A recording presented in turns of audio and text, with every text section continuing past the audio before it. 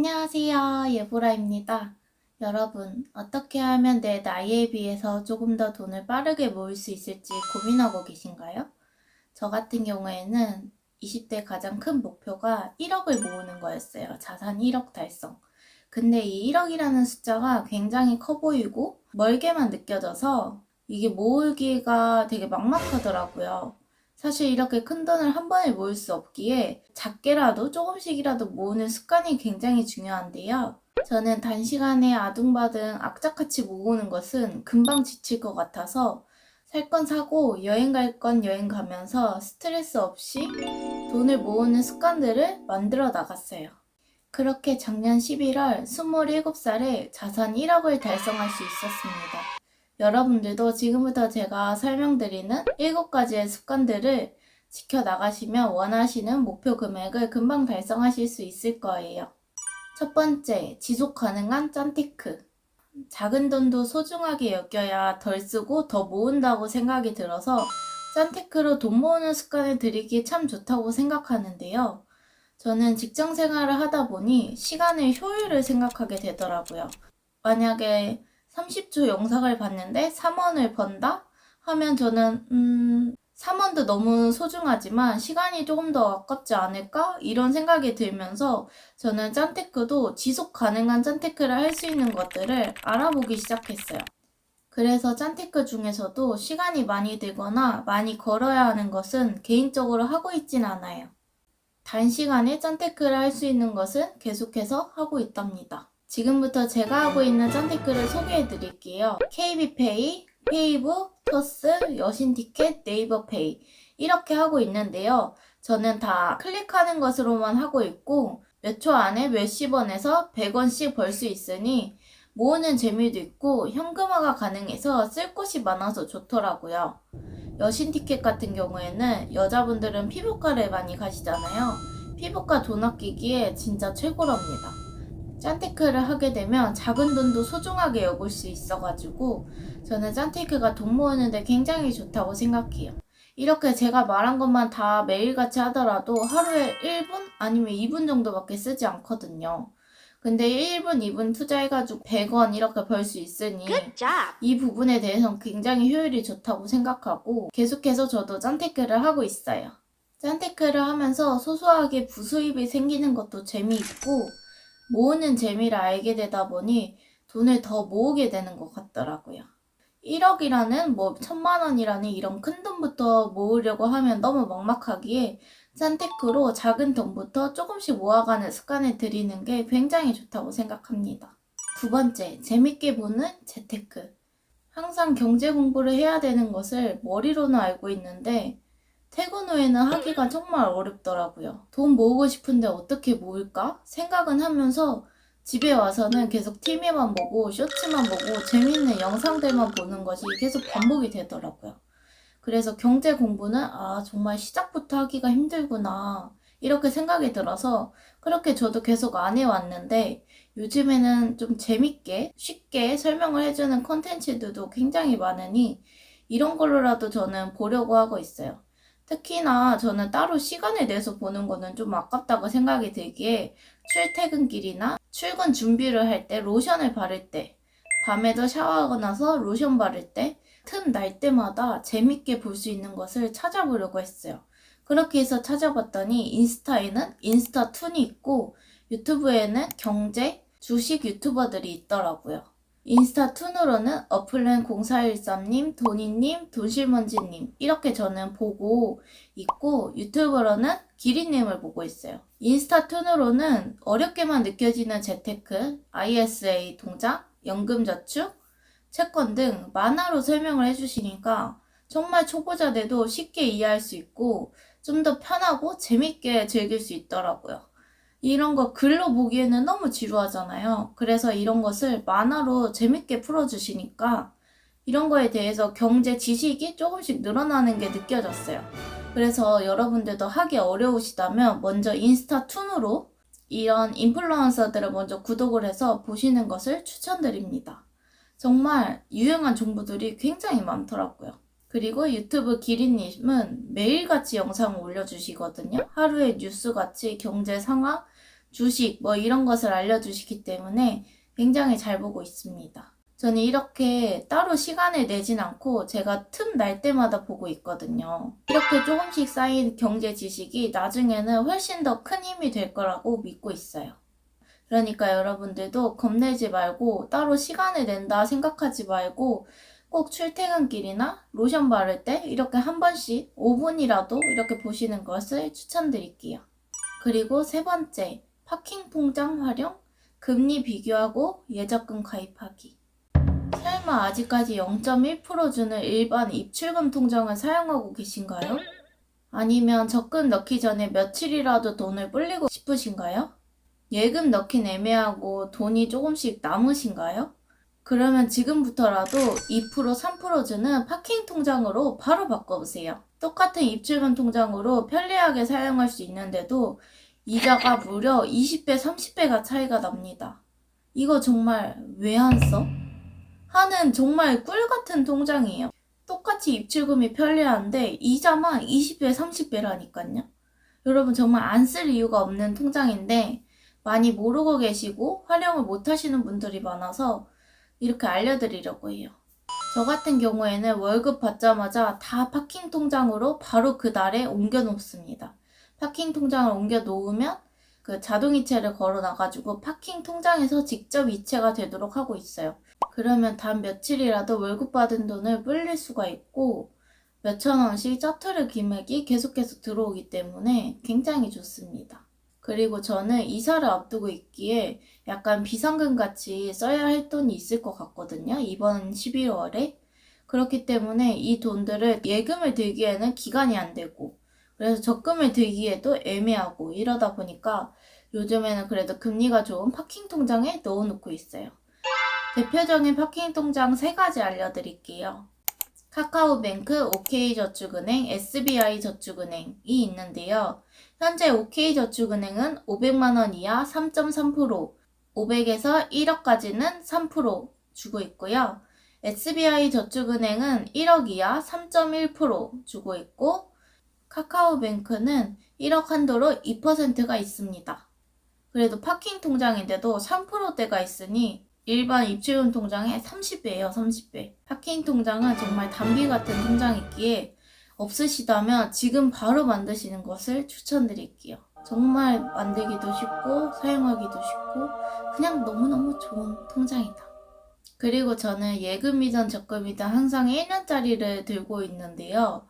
1년마다 그러면 꼭 어떤 은행이 가장 금리가 좋은지 그거를 알아보고 상품을 가입하고 있어요.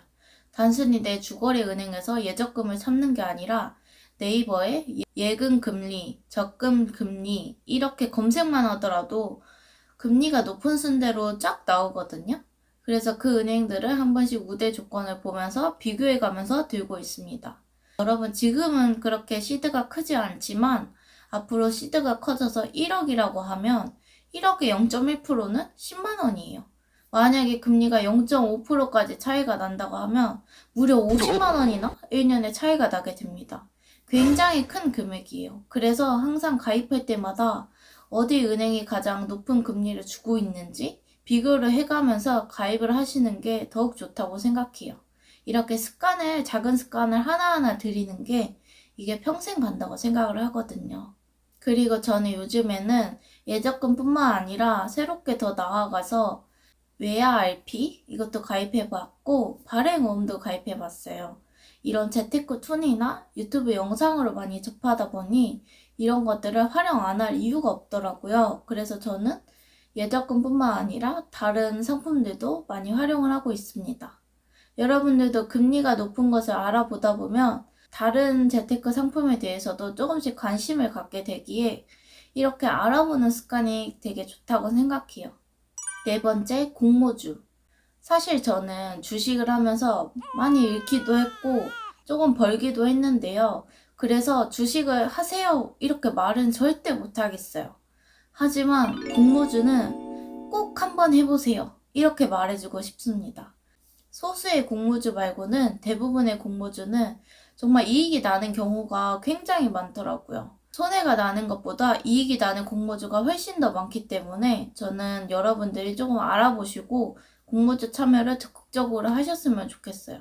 심지어 시드가 돈이 많이 필요한 것도 아니고 적게는 몇만 원, 몇십만 원, 뭐 20만 원, 막 이 정도만 참여를 할 수 있다 보니까 여러분들이 공모주를 참여하기도 쉽기도 하고 LG 엔솔은 공모주를 받은 사람들은 다 한 주당 20만 원 이상의 이익이 났어요. 이렇게 적게는 몇천 원에서 몇십만 원까지 이익이 날 수 있는 게 공모주예요. 이렇게 공모주가 수익이 잘 나다 보니 요즘에는 경쟁률이 많이 높아져서 한 사람당 한 주도 배정이 안 되는 경우도 많지만 균등 배정은 랜덤 추첨으로 받는 거기 때문에 공평해요. 그리고 이 공모주가 좋은지 안 좋은지 잘 모르겠다 생각하시는 분들도 있죠. 저도 사실 공모주가 좋은지 안 좋은지 잘 판단이 안 서더라고요. 그래서 유튜브에 공모주린이 님이 있는데 이 유튜버분은 이 공모주가 좋은지 하나하나 다 분석을 해주고 A, B, C 등급까지 매겨주세요. 그래서 잘 모르겠는 분들은 공모주 유튜버 분들이 올린 영상을 보고 개인적으로 판단을 해서 공모주를 할지 안 할지 결정하면 됩니다. 저도 옛날에는 공모주 아예 몰라서 하지도 못했는데 공모주를 한 번 하고 나서는 지금 계속 몇 년째 꾸준히 참여를 하고 있어요. 물론 운이 안 좋아서 한 주도 안 되는 경우가 굉장히 많지만 그래도 공모주는 꾸준히 참여하고 계속해서 꾸준히 수익을 줬던 정말 효자 아이템이기 때문에 안 할 이유가 없는 것이라고 생각해요. 5번째, 지역카드 활용. 항상 어떤 카드가 혜택이 좋은지 알아보시죠? 근데 단언컨대 지역카드보다 좋은 혜택이 있는 카드는 없습니다. 지역마다 적립률은 다른데 제가 살고 있는 지역은 6%가 적립이 돼요. 10만원을 충전해 있으면 10만 6천원이 충전이 되는 것입니다. 일반 신용카드나 체크카드는 많이 적립되어야 1.5%의 연회비까지 있죠. 근데 지역카드는 연회비도 없고 6%가 할인된다고 생각을 하면 되고 거기다가 체크카드로 들어가서 소득공제가 15%나 돼요. 정말 안 쓸 이유가 없는 카드거든요. 근데 20대 분들은 특히 활용을 잘 못하시는 것 같더라고요. 저는 이 카드를 굉장히 잘 쓰고 있습니다. 사실 대형마트나 엄청 큰 프랜차이즈 아니면 대부분이 다 사용이 가능해요. 일반 병원에서도 가능하고 약국, 일반 동네 마트, 그리고 음식점들, 그리고 술집까지도 활용이 가능하더라고요.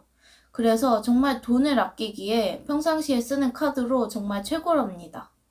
그리고 명절이 있는 달에는 10%까지 적립을 해주더라고요.